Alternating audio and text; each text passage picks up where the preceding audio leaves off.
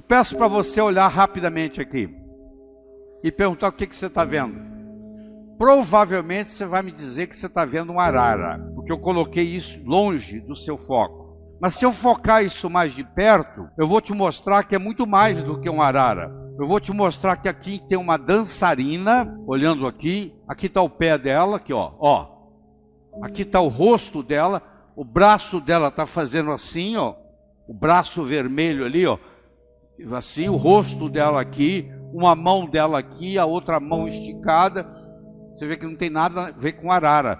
Mas quando você olha desse jeito, parece arara. Agora que você descobriu, agora que você conhece o caminho das pedras, agora ficou fácil. No momento que você conhece, que você tem um conhecimento, que você mata a charada, a coisa ficou simples. Você imagina um peixe que nunca saiu da água. Você acha que ele sabe que ele vive na água? Não. Se ele nunca saiu da água, ele não sabe o que não é água. Para ele saber que ele vive na água, ele tem que ter a experiência de viver fora d'água. Essa analogia eu quero fazer para você com paradigma. E o paradigma é muito simples. Houve uma época que a Terra era chata. Quer dizer, acreditava-se que o navio ia viajar nos mares e que chegava uma hora que ele caía no final do mundo. Tanto é que a mulher do marinheiro ia com uma roupa para o porto, se despedia do marido.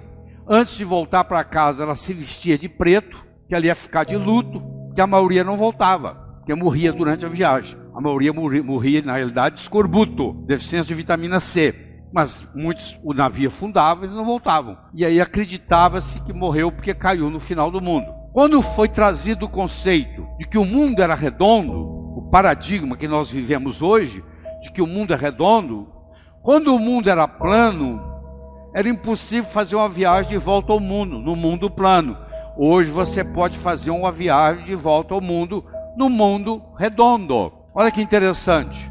Quando o paradigma mudou do mundo plano para o mundo redondo, as possibilidades se multiplicaram. Aquilo que é impossível na sua vida hoje, é impossível no paradigma que você está vivendo.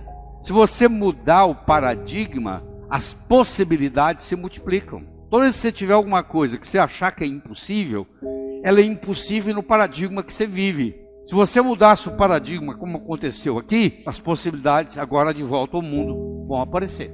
Eu gosto muito do exemplo do bambu chinês. O bambu chinês, ele é assim, ó. Você planta ele, no primeiro ano ele não dá nada, no segundo ano ele não dá nada, no terceiro ano ele não dá nada, no quarto ano ele não dá nada, no quinto ano ele cresce 12 metros acima do solo. De repente, 12 metros acima do solo. Aí você fala, mas que coisa interessante. É, interessante. Mas se você for mais perceptivo, você vai ver que se você olhar abaixo da superfície da terra, é uma raiz ali que começa a crescer. No segundo ano ele não deu nada, mas a raiz aumentou. No terceiro ano ele não deu nada, mas a raiz aumentou. No quarto ano não deu nada, mas a raiz aumentou. E no quinto ano existe uma raiz forte e grande o suficiente para manter 12 metros acima do solo. Isso é uma coisa que nós temos que ensinar para os nossos jovens, que o que distingue o profissional do amador é persistência e paciência. O amanhecer só vem depois da noite toda ter passado. Roma não foi construída em um dia. O jovem tem uma ansiedade muito grande para que as coisas aconteçam. E aí você mostra para eles o exemplo do bambu chinês. O bambu esperou pacientemente por 5 anos para ter o sucesso que ele tem e se colocar 12 metros acima do solo. Isso aqui é uma carta mostrando, eu vou traduzir depois para vocês em português. A sua aplicação para o doutorado não foi aceita dessa vez e, portanto, você não é elegível para a posição de professor associado. Em conclusão, nós achamos que a sua hipótese é mais de caráter artístico do que propriamente físico. Isso está datado em 1903. Foi quando Albert Einstein tentou ser professor na Suíça. E isso que ele recebeu, esse comunicado. Mas com isso, Albert Einstein não desistiu. Ele continuou persistente, ele chegou a ganhar prêmio Nobel e ele é considerado pela maioria o homem mais inteligente que viveu no século XX. E foi reprovado. não se aceita o trabalho dele. Por quê? Porque os indivíduos que viviam na época dele não entendiam o que o Einstein pensava. Einstein estava anos-luz na frente dos colegas, a ponto de ser reprovado e não aceito para ser professor de uma universidade. Essa metáfora me acompanha há mais de 30, 35 anos. É um indivíduo atravessando um cabo de aço de um prédio para o outro. Você há de convir e 3 coisas são necessárias. Ele precisa querer, se ele não quiser, ele não anda. Ele precisa de saber, se não souber, ele cai. E precisa haver cabo de aço. O querer é a motivação. O saber é a estratégia. E o cabo de aço, propriamente dito, é a oportunidade. Eu posso querer ganhar dinheiro, eu posso saber ganhar dinheiro, mas eu nunca tive a oportunidade para mostrar isso. Não vai acontecer. Então as coisas acontecem na vida quando nós combinamos a motivação com a estratégia, com a oportunidade. E a oportunidade na nossa vida, ela aparece de 2 formas. Ou você corre atrás dela, ou ela vem fantasiada de problema e chega até você. Então, se você gosta de resolver problema, por trás de cada problema existe uma oportunidade. Em 1975, eu era dono de um hospital em Teófilo Otoni, em Minas Gerais. Era uma sexta-feira, o telefone tocou de um hotel e eles me disseram que lá tinha um hóspede que não falava português direito, que estava com dor no peito e suando frio. Se eu podia ir lá como cardiologista. Eu disse que eu estava saindo para um final de semana longo, chamasse outro. E ele disse, eu já chamei 2 médicos e eles falaram a mesma coisa. Eu falei, tá bom, estou indo. Cheguei lá, eu encontrei um sujeito polonês que falava praticamente nada de português. E na época eu falava muito pouco de inglês. Eu levei ele para o hospital, fiz um eletrocardiograma, ele estava infartando. Levei ele para o hospital, no caminho para o hospital, ele me pergunta assim, você conhece meu filho? Eu falei, quem é seu filho? O meu filho é o chefe de cardiologia de Harvard. O nome dele é Peter Marocco. Eu falei, eu não conheço o seu filho pessoalmente, mas eu conheço os livros dele, os trabalhos, eu estudo pelos trabalhos do seu filho.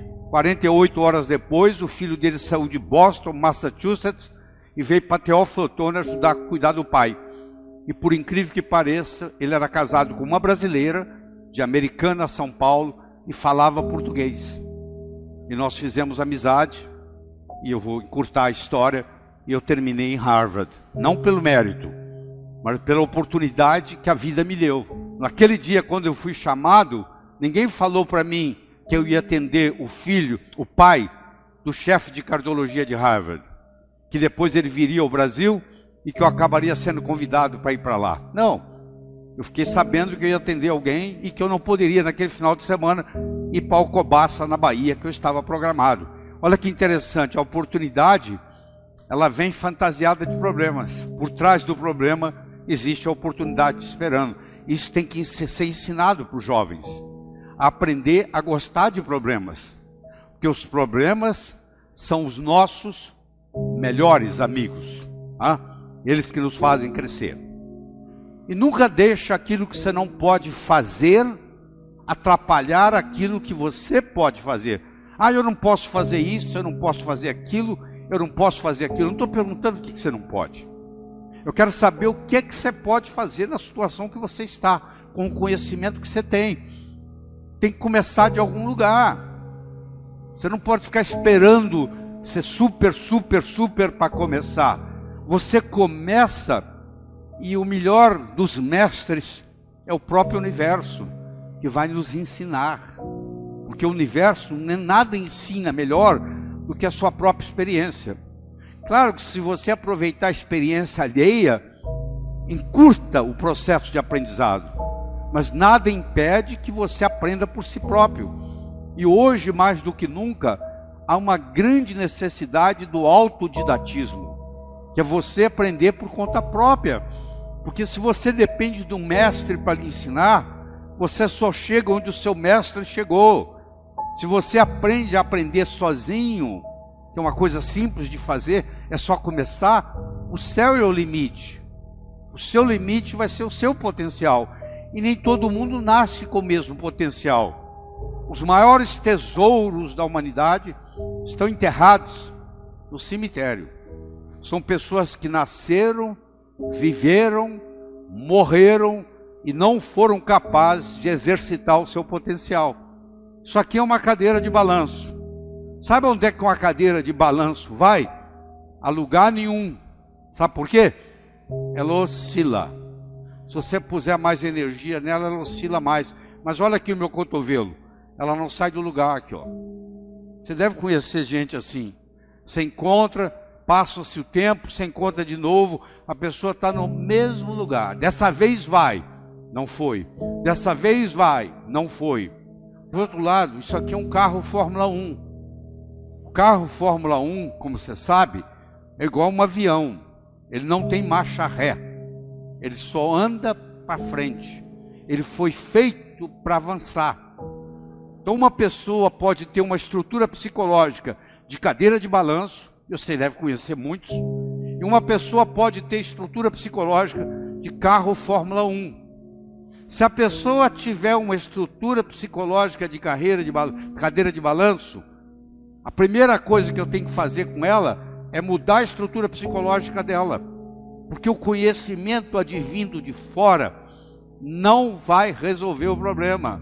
Não vai transformar uma cadeira de balanço num carro Fórmula 1. E há 6 anos que se passa, ou 5 ou 4, que se passa na faculdade, uma das funções do professor é ter a habilidade de trabalhar linguisticamente com a estrutura psicológica do aluno. E pegar um aluno que, por circunstâncias da infância, tem uma estrutura de cadeira de balanço e transformar essa estrutura num carro Fórmula 1, que só tem um destino: avançar. Era uma vez um escritor que vivia à beira-mar. Ele tinha por costume caminhar na praia de manhã, e à tarde e à noite ele escrevia. Uma manhã caminhando na praia, ele avistou um jovem que dançava na areia. Aquilo despertou a curiosidade dele. Ele se aproximou e perguntou para o jovem: o que é que você está fazendo, jovem? Está dançando? Ele falou: não, eu estou jogando estrelas do mar de volta ao oceano. A maré está baixa, o sol está quente, e essas estrelas do mar estão morrendo desidratadas na areia. Eu estou jogando-as de volta ao oceano. O escritor olhou para o jovem e disse: será que você não entende, jovem? Existem centenas e centenas e centenas de quilômetros de praia. Existem centenas de milhares de estrelas do mar na areia. Você jogar uma ou outra de volta ao oceano não vai fazer nenhuma diferença no total. O jovem foi lá, pegou uma estrela do mar, jogou no oceano, olhou para o escritor e disse: para essa eu fiz diferença. O escritor foi para casa. Naquela tarde ele não conseguiu escrever. Naquela noite ele não conseguiu dormir. Na manhã seguinte ele se juntou ao jovem e os dois juntos começaram a jogar estrelas do mar de volta ao oceano. Eu não sei qual o impacto que essa nossa conversa vai ter em você, mas eu vou dizer uma coisa: se fizer diferença para um de vocês, eu já me dou por satisfeito.